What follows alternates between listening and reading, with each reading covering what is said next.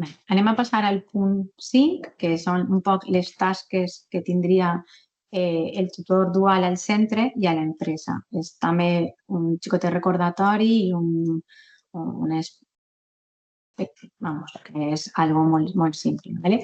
El tutor del centre ha de buscar i assignar les empreses als alumnes, però no vol dir que les tinga que buscar única i exclusivament el tutor, ho pot fer altre professor també del cicle. Per què? Perquè ara tots els professors van a ser partícips d'aquesta formació en empresa.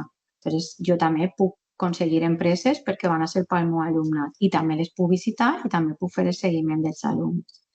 Llavors, si l'empresa la conec jo i crec que sé quin és el perfil, també hauré de dir en les sessions d'avaluació on anem a determinar quin alumne vaig, quines característiques ha de complir i quin és el perfil de l'alumne que millor encaixa en aquesta empresa. Ha d'elaborar el pla de formació individual amb ajuda també de la resta de l'equip docent. Per què? Perquè també s'ha de fer en conjunt. Vull dir, el pla de formació és individual per a cada alumne, però quan enviem un alumne a una empresa, ens tenim que acoplar a les necessitats de l'empresa i a les característiques. Per tant, per això és individual, perquè a priori podem dir que totes van a ser igual, però en funció de les característiques de l'empresa necessitem ajustar el CRA i jo no puc ajustar el CRA d'un mòdul que no estic impartint, ho té que fer el professor. ¿Vale? Entonces, tot això s'ha de fer en conjunt, en l'equip docent. Podem fer primer una primera idea i dir d'estos mòduls o del meu mòdul jo vull enviar este RA i este ja aniran aquestes hores. Després, en conjunt, pues, anar ajustant. Pues, resulta que a l'empresa que va, aquest RA que jo pensava no pot fer-lo. Té que fer un altre. Pues se canvia que no està escrit a foc, ¿vale? Però ho té que fer tot l'equip. I el tutor del centre sí que a priori ha de ser una persona la que introduïsca i faci el seguiment de dades en SAO. Per què? Perquè els que ja conegueu SAO pues sabeu que normalment una vegada t'han ficat a tu de tutor t'assignen els alumnes. Entonces, no és factible que tots els professors que estiguen donant classe a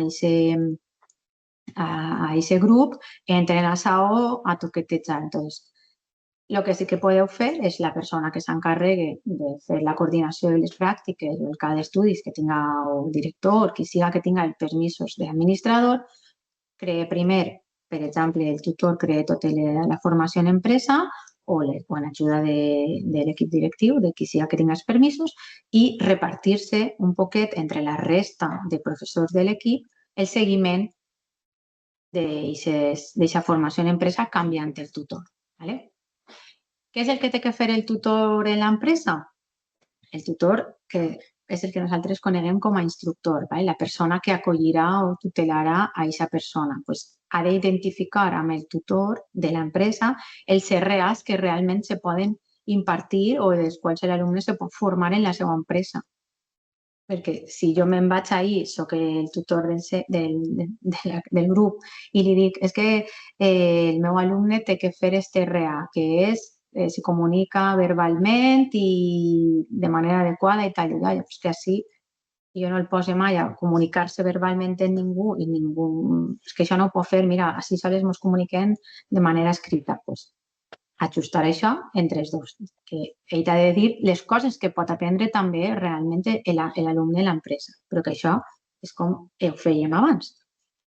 Què més? Ha d'informar a l'alumnat de les característiques que té l'empresa, l'obligació de la persona que estigui acollint-lo, dels drets i de les obligacions també. L'empresa funciona així, aquesta és la seva estructura, si ens comuniquem d'esta manera, té aquests departaments, no pot deixar-lo allí de la mà de Déu i ja està. Explicar-li quins drets té aquesta empresa i quines obligacions ha de complir. Que això ja ho hauria de saber, però no està de més també que ho recordem. I també ha d'acollir i tutelar aquesta persona en formació, perquè no està treballant per l'empresa, no està traient feina que farà un altre treballador, està formant-se i ha de formar-lo i té que estar pendent de les coses que fa. Que pot anar deixant-lo soles si la persona és molt espavilada ja o ja sap fer-ho, doncs sí, anirà però ha de revisar i ha de supervisar la tasca que està fent. També té que informar i valorar de l'adquisició del CRA. Com? Pues de la manera que establisca el tutor o la resta de professors, pues a través d'una rúbrica o en un informe final o en una reunió final i ja està, perquè la persona que estigui en l'empresa, si el centre vol, també podria assistir a les avaluacions. Però jo entenc que això és una locura si tens 30 alumnes en 30 empreses, pues 30 persones de fora allí a contar-te la pel·lícula en l'avaluació, pues igual no és algo pràctic, ¿vale? Però sí que pot fer un xicotet informe o omplir una rúbrica o el que vosaltres li digueu. El que fèieu abans, igual en les creuetes, de dir, ha fet tot això i ho ha fet bé o ho ha fet mal, ¿vale? Aquestes serien un poc les tasques.